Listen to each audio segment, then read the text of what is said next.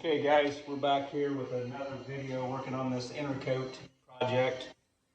I'm going to show you how I'm going to sand these quarter panels. The rest of the car will be sanded the same way. So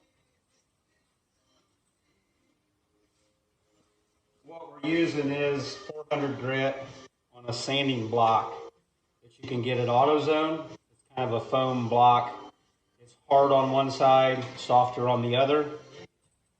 So what we're doing is we're using some 400 grit wet sand. These are obviously disc, but they'll work, no problem. We take a new piece of 400, we put it on the hard side of the block. I'll show you why these blocks are so good for doing this job. But you put it on your block, get your paper wet, get it up on the car, get some moisture on the car, and we're just going to start sanding this. And what we're attempting to do is sand the clear down to a matte finish.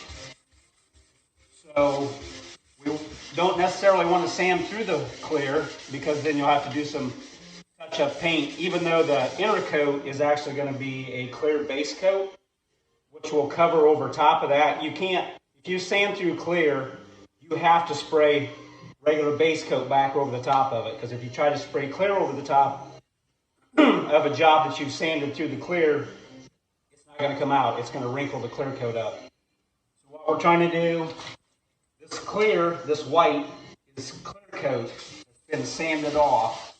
So all we're doing is sanding some of the clear off so we get a nice matte finish.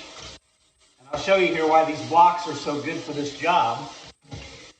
Is you can sand down, just get a nice even sand. Avoid sharp edges because you'll go right through the clear coat, right through the base coat, right down to the metal. So avoid sharp edges. Sand away from your sharp edges or towards your sharp edges like this so that you don't cut through right there. But we sand this down. I'll show you here what it looks like. We take the block and we use it like a squeegee. We just squeegee it off. Going to show you exactly the parts that you've missed and the part that you've done a good job on. So you can see this pretty much all looks good up to the sharp edge.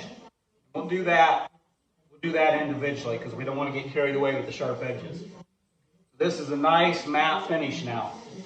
That's where these come in handy. It just works as a squeegee. So put it down and work some more. Like I say, avoid your sharp edges. Anywhere there's a sharp edge, avoid that until you're done with your main panel. Then you can go back and do that on more of a cautious basis. Like right here, I'll just lightly sand this sharp edge. So that sharp edge doesn't come through, doesn't sand through, and then you have base coat missing there, so that's not what we want to do. If you start seeing this residue here start turning the color of the car, you've gone too far. You've gone into the base coat, and that's not what we want to do. We want to keep it looking white, which is your clear coat. So any of this is your clear coat. That's clear coat that you sanded off. We just want to get a nice matte finish. Most of this car, the other side I did dry, but I'm going to go back and do it wet. But as you can see, most of this side I did wet. Areas that I avoided now is around the door handles and stuff. I'm going to go back and do those without the block, just do it by hand. But you can see, you just squeegee it off and you can see the nice matte finish that you got here. Obviously it has to be washed. Wash it with the sponge and water, whatever. I will show you a spot right here. I actually went through. This fender used to be orange. I actually went through right here. So what I can do, the wide body is going to go here, so it's not really going to hurt anything. But what I can do right here is just get a little bit of blue, and I can just spray just a little blue right here, base coat, and it's going to be the same as having it wet sanded down to matte. So just spray a little blue right there. And then when we put our inner coat, which is a clear base coat over the top, you won't even be able to see that point. You won't even be able to see that spot. If you have any spots on the car at this point, you can go back that maybe have a scratch or something. If you have a scratch somewhere, you could take just a dab of paint and put it on, just dab it on the little scratch. And then you could wait till it dries, obviously, cures. And then you can sand it. And then it'll be ready for your inner coat, because inner coat is nothing but a base coat, a clear base coat, and it will have a pearl in it. And then you lay that down over the whole car with the pearl, and then you put your clear over the top, which will seal it off nicely. So like this side here, like I said, this side I done dry, but I don't know if you can see or not, but it's the same. It's a nice matte finish. It's matted out. The clear's sanded down to 400. We were real gentle, like I said, on the high spots. Didn't go through anywhere. So at this point, we will continue on with what we're doing with the sanding part of it. And I still haven't got the wide body kit in. It's been delayed. I don't know why, but.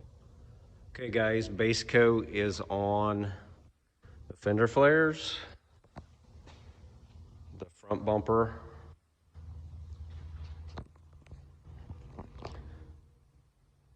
this is before any clear or inner coat that's going to have the pearl. This is just straight base coat.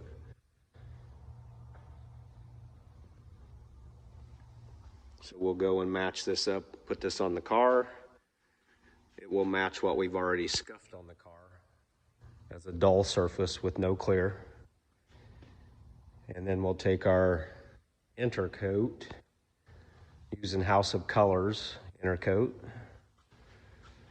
and we'll put our pearl in it and then shoot the whole car after this is mounted onto the car.